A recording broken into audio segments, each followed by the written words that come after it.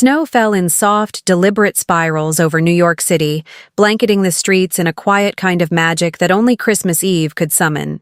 The usual chaos of horns and hurried footsteps had softened into something gentler, as if the city itself had decided just for one night to breathe a little slower.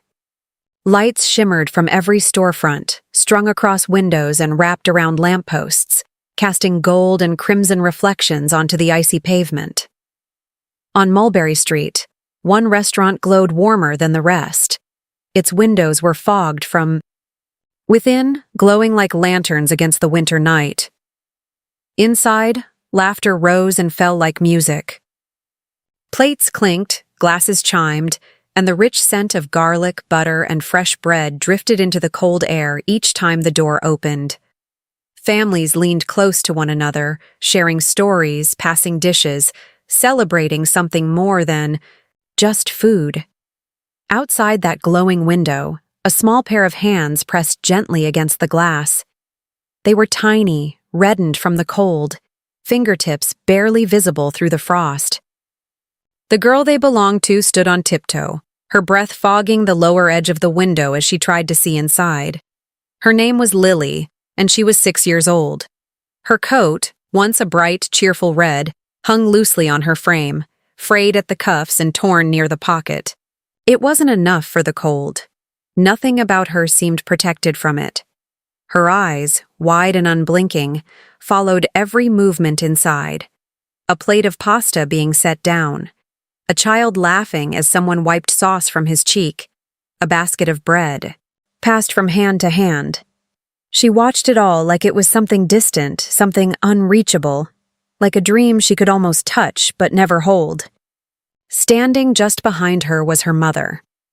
Grace shifted her weight from one foot to the other, trying to ignore the ache in her legs and the sting in her hands. She looked young, mid-20s at most, but life had pressed itself into her features, in ways that made her seem older. Her face carried the quiet exhaustion of someone who had fought too many battles without rest. Still, there was something unbroken in her posture, something steady in the way she stood close to her daughter, as if proximity alone could shield her from the world. She noticed the way Lily leaned closer to the window and gently placed a hand on her shoulder. "Come on, sweetheart," Grace murmured softly. "It's cold." But Lily didn't move. Her eyes remained fixed inside, lingering on a family gathered around a table, their laughter spilling freely into the warm glow. For a moment, she didn't seem to feel the cold at all.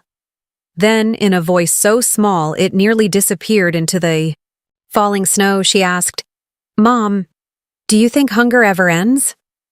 The words hung there, fragile and weightless, and yet somehow heavier than anything else on that street.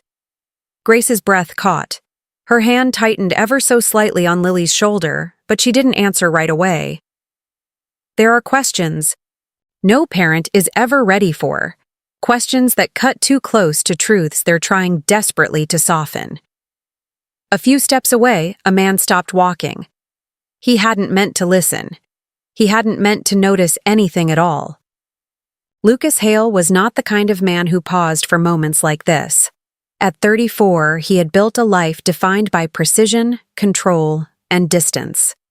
His name carried weight in boardrooms and headlines, attached to numbers that stretched beyond imagination. Wealth followed him like a shadow, constant, undeniable, and cold. He was dressed for the evening, his coat tailored, his shoes untouched by the slush that gathered along the curb. In his world, warmth was something purchased, scheduled, guaranteed.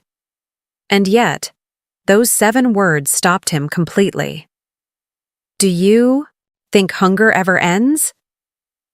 He turned slightly, almost against his own instincts, his gaze landing on the small figure by the window. He saw the thin coat, the trembling hands, the quiet stillness of a child who had learned too early how to wait. Then he looked at the mother. Grace hadn't noticed him. She was looking down at Lily now, her expression caught somewhere between heartbreak and resolve. There was no self-pity in her face, no plea for sympathy, only a quiet, stubborn determination to keep standing, no matter how heavy the world became. Lucas felt something unfamiliar shift within him. It wasn't pity, it wasn't guilt, it was something quieter, more unsettling, a kind of awareness he had spent years avoiding. The realization that in a city overflowing with abundance, there existed a hunger so sharp, so persistent, that it could shape the very questions a child dared to ask. Inside the restaurant, laughter erupted again, bright and effortless. Outside, the snow continued to fall, and for the first time in a long time, Lucas Hale didn't move. Lucas didn't step forward. Not yet. The cold wrapped tighter around the street, but something warmer, something unfamiliar, had begun to stir beneath his perfectly composed exterior. He watched as Grace finally knelt beside Lily, brushing a strand of hair from her daughter's face with a tenderness that refused to be worn down by hardship. "Hunger ends," she said softly, her voice steady despite everything. "Maybe not tonight, but it will." It wasn't a promise she could guarantee. It was something else. Hope. Fragile, but defiant. Lily nodded, as if that was enough. As if belief, even borrowed, could quiet the ache in her stomach. Lucas exhaled slowly, a breath he hadn't realized he'd been holding. For years, his world had been built on certainty, contracts, numbers, outcomes he could control. But this was something else entirely.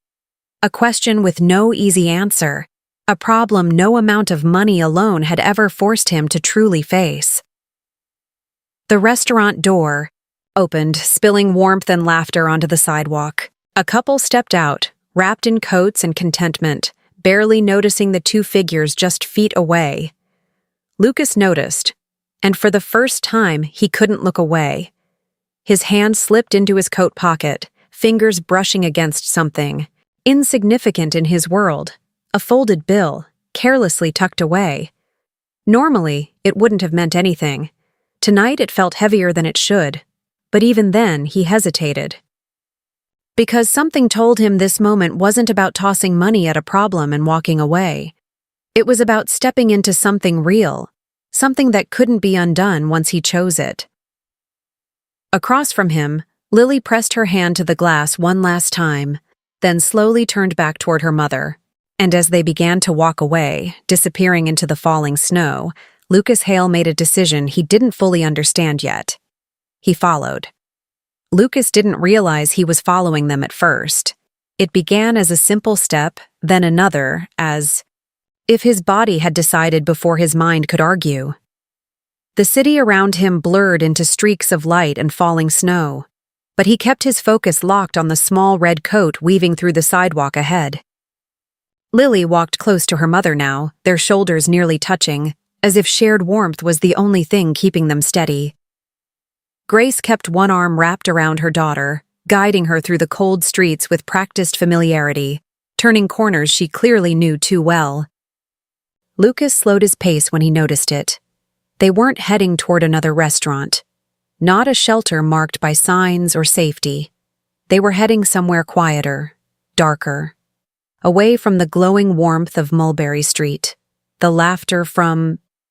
The restaurant faded behind him, replaced by the distant hum of traffic and wind scraping through empty alleys.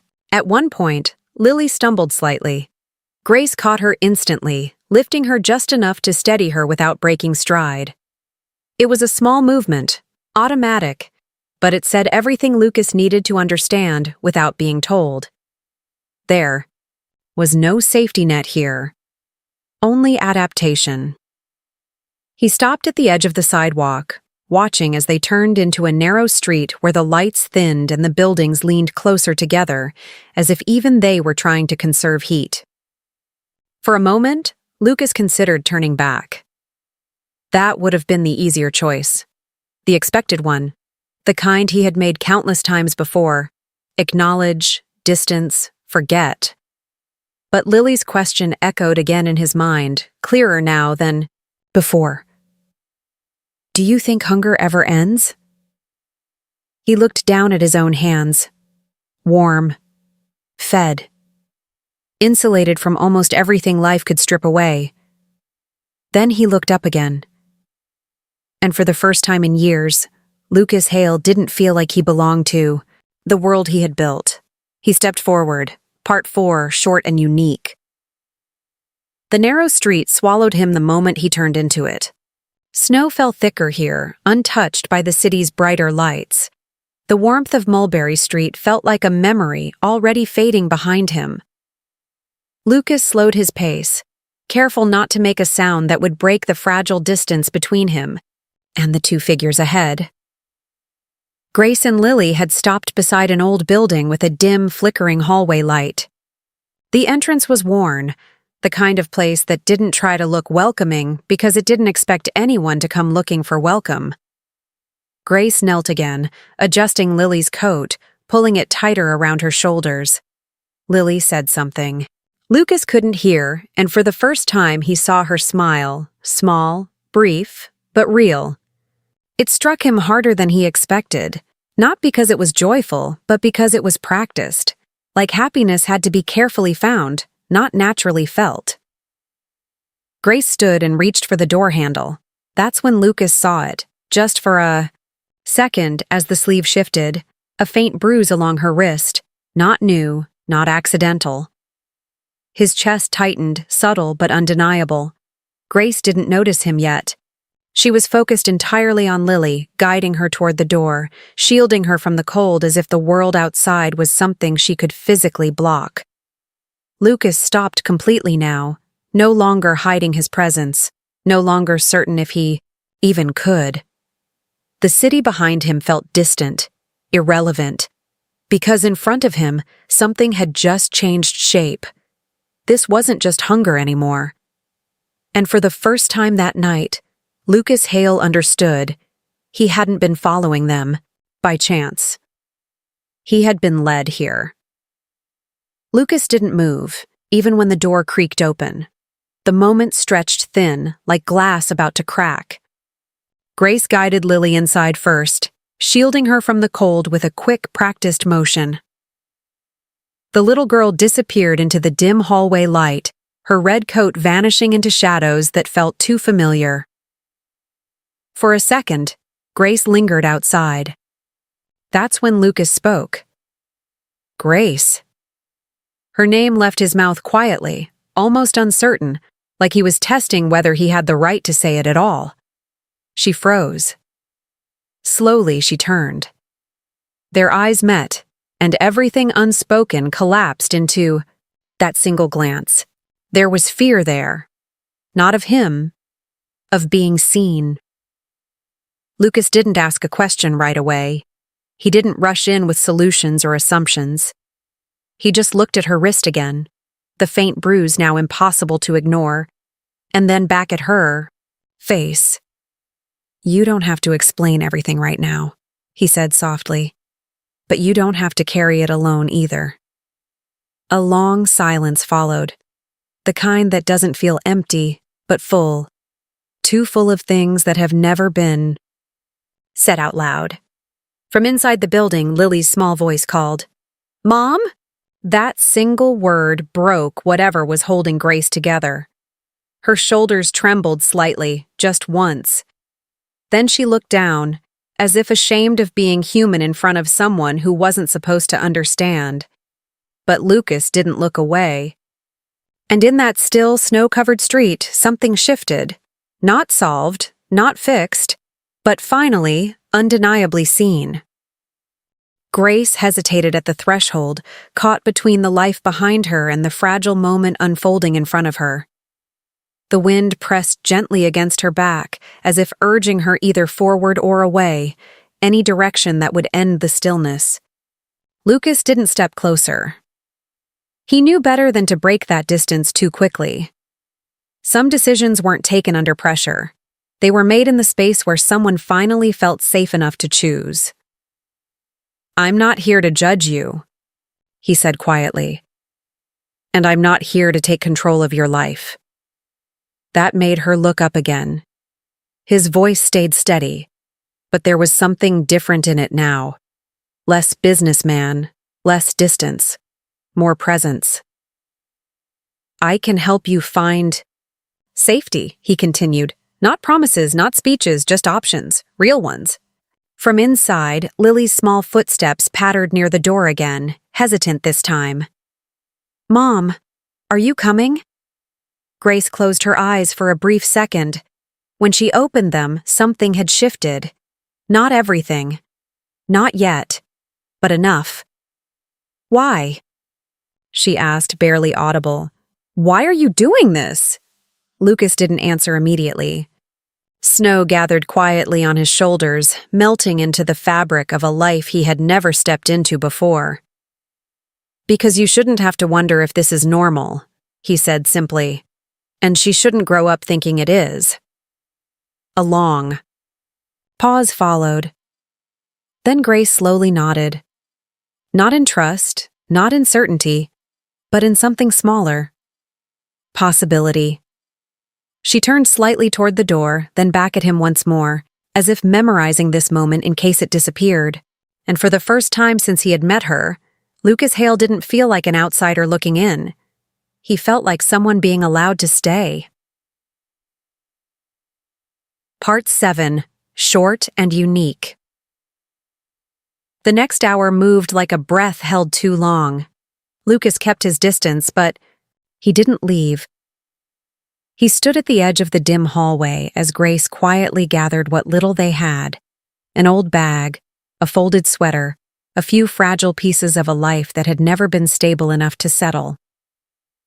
Lily watched him from behind, the doorway, curiosity slowly replacing fear. Every so often she peeked out as if trying to understand why a man like him hadn't walked away yet. Grace moved with caution, every sound outside the building making her pause. At one point, she hesitated near the window, her hand trembling slightly on the curtain. Lucas noticed. "Do you need time?" he asked softly. She shook her head, then nodded, then shook it again, caught between instinct and decision. Finally, she stepped outside. The cold hit them instantly, sharper now, as if the night itself knew something was changing. Lucas didn't rush her. He simply gestured toward E. A waiting car parked a short distance away, unmarked, quiet, almost invisible in the snow. "No headlines," he said gently. "No attention, just safety." Grace looked at it for a long moment, then down at Lily, who had taken her mother's hand tightly. "Is it far?" Lily asked. Lucas knelt slightly, meeting her eye level. "Not far," he said. "Just somewhere warmer than this." That made her nod. Grace exhaled slowly, like something inside her had finally stopped resisting. And together, they walked. Not quickly, not fearfully, but carefully, as if each step forward was something new the world had never taught them how to take. Behind them, the building stayed dark. Ahead of them, the car door opened. And for the first time that night, none of them were running. Part 8. Short and Unique. Weeks passed without noise. No headlines, no attention, no version of the story that belonged to anyone except those who lived it. Grace and Lily didn't return to the streets. They didn't need to. A small, quiet place had become theirs. Warm light in the mornings. Silence that didn't feel heavy, and doors that locked from the inside not out of fear but safety. Lily laughed again. Not the cautious kind. The kind that doesn't ask permission. Grace, slowly, began to stand a little taller. Not because everything was fixed, but because she no longer had to survive every hour of the day. Lucas never made an appearance in their new life. No visits, no announcements, no presence that demanded acknowledgement. But sometimes, Grace would find small things left behind in the most practical ways, help that never asked to be seen, opportunities that quietly replaced struggle without explanation. And one evening, as snow began to fall again over a different, gentler city block, Grace finally asked the question she had held on to for too long. Why did you do it? Lucas didn't look for dramatic words. He rarely did. Because she asked a question, he said, and no child should have to ask that alone. That was all. Later, Grace would tell the story, not of wealth or rescue or heroism, but of a moment in the snow when someone chose to notice instead of look away. And in that version, Lucas Hale was never the center. Just the reason the story didn't end in the cold.